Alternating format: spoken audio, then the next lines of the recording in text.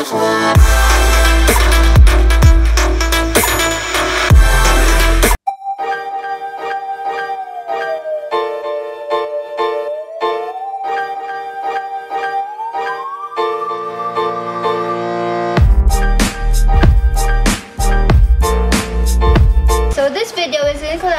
with LOL Cosmetics. So, ayan, binigyan nila tayo ng products para magawa natin itong look na to.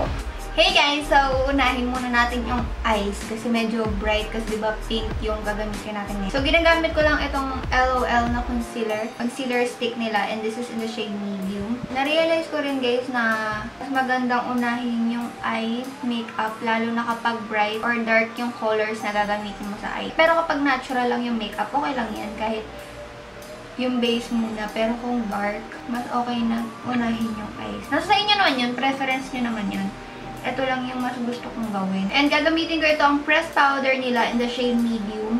Pang-siset lang natin dito sa concealer. Lalagyan ko rin pala yung ano ng kilay. And isiset ko lang din ng powder. So, for the eyebrows, gagamitin natin itong LOL Brow Powder in the shade Espresso. So, gagamitin ko yung brown pang fill in ng aking kilay.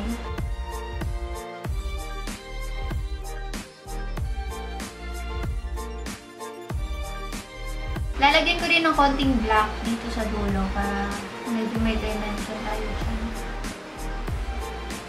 So, yung LOL nga pala guys is from Australia. And ngayon, nag-branch out sila dito sa Philippines. So, available ang LOL sa mga department stores, sa mga Watsons dyan sa inyo, or may beauty shop dyan na nag-carry ng LOL Cosmetics. You can search naman online para sa mga kiosk or para sa mga counters nila. Isa siya sa mga affordable brands na makikita mo sa Watsons. Guys, hindi talaga pantay ang kilay ko. Mas ano to, mas ma-arch to kaysa dito. Ito parang ang kapalo, parang limpa, gano'n. So, for the crease, ito yung gagamitin natin, yung LOL Blush Duo in the shade Coral Blush, and ito yung gagamitin ko. Ito matte, ito medyo may shimmer-shimmer siyang nagaganap. And gagamitin ko rin itong eyeshadow brush nila guys. Ayan, ang cute, napakaliit lang niya. I will try my best na ito lang yung gamiting brush para sa buong eye makeup natin today.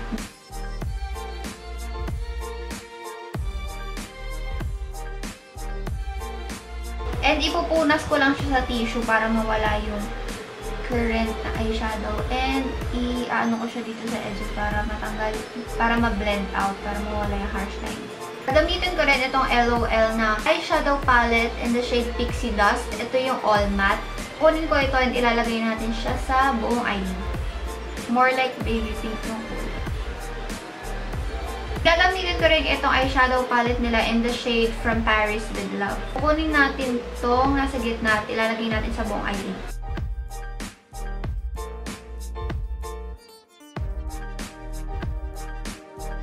Para dito sa lower lash line, gagamitin ulit natin yung sa Blush Duo na matte na color. And kukunin ko itong shade na ito. Gamit itong applicator na kasama sa eyeshadow palette. Ilalagay ko siya dito sa outer. Mamaya na ako mag-highlight ng inner corner kasi meron tayo pang highlight dyan. Lalagyan lang natin siya ng super liit na wing liner. Ito yung waterproof, smudge-proof na liquid liner nila. So, gagamitin ko rin itong LOL waterproof mascara nila.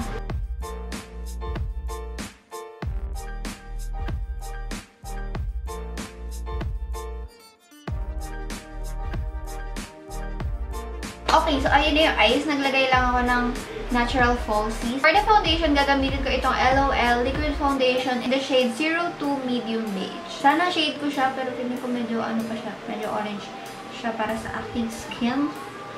Anyways, idediretso ko na siya dito sa aking face.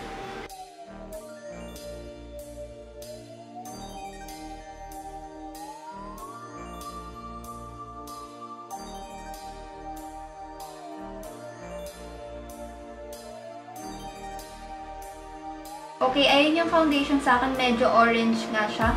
Para sa aking skin to, pero okay lang yan. Kasi meron silang contour kit. Ito yung kanilang contour kit. Ipag-mix ko itong banana cream shade at saka yung concealer natin kanina. I-mix ko para dito sa ating under eye highlight. Gagamitin ko lang ang aking fingers para ipat lang sila dyan, para hindi sila madrag. Dumikit talaga sila sa aking skin. So, gamit yung Banana Cream shade, iaano ko siya dito sa aking ilong para magka-nose-line naman ang atin yun. Kasi wala akong ganun.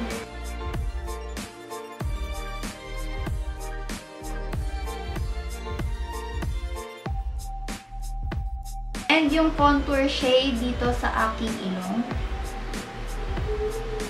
Medyo warm tone yung contour shade nila.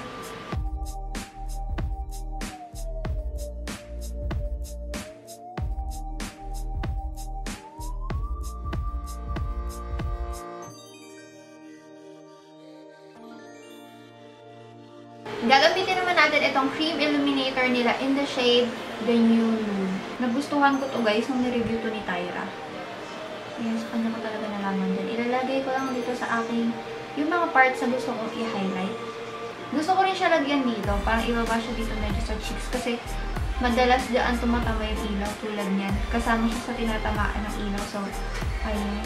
At saka dito, sa may bone dito. Hindi ako masyado nag-highlight dito sa gitna ng forehead. Pero more dito para pag magano ka besh. Dito.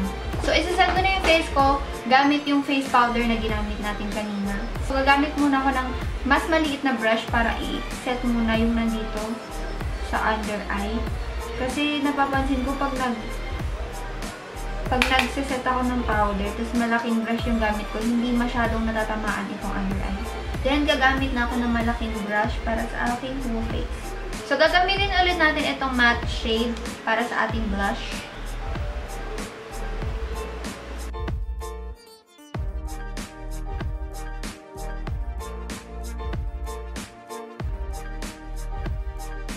Ito yung kanilang highlight duo. Meron silang champagne color at saka yung isa medyo may pagka-gold, medyo rose gold. Ayan. I-mix ko na lang silang dalawa since hindi ako makapag-decide kung ano sa kanila yung gagamitin ko.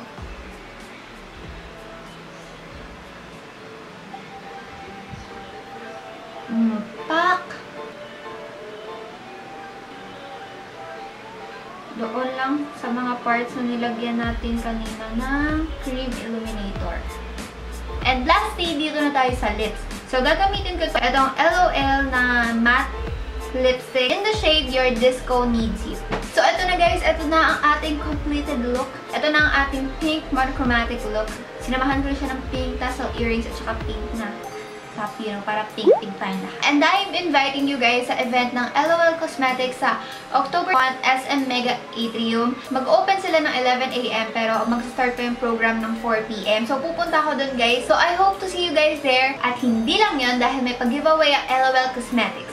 Sa mga pupunta sa event, I may chance to win the giveaway from LOL Cosmetics. So, if you're coming sa event, just comment sa baba na I want at pipili ako ng isang winner and yung prize ay may claim doon sa mismong event. So, ayun lang guys. Thank you so much for watching this video and I hope you like this look. This look. I'm so glowing. Glowing tayo today mga besh. Tignan nyo naman yan. Thank you so much for watching this video and don't forget to subscribe for more kalokohan kagagahan from me. Ayun lang guys, and thank you so much for watching this video. I hope to see you doon sa event. I'll see you guys on my next video. Bye!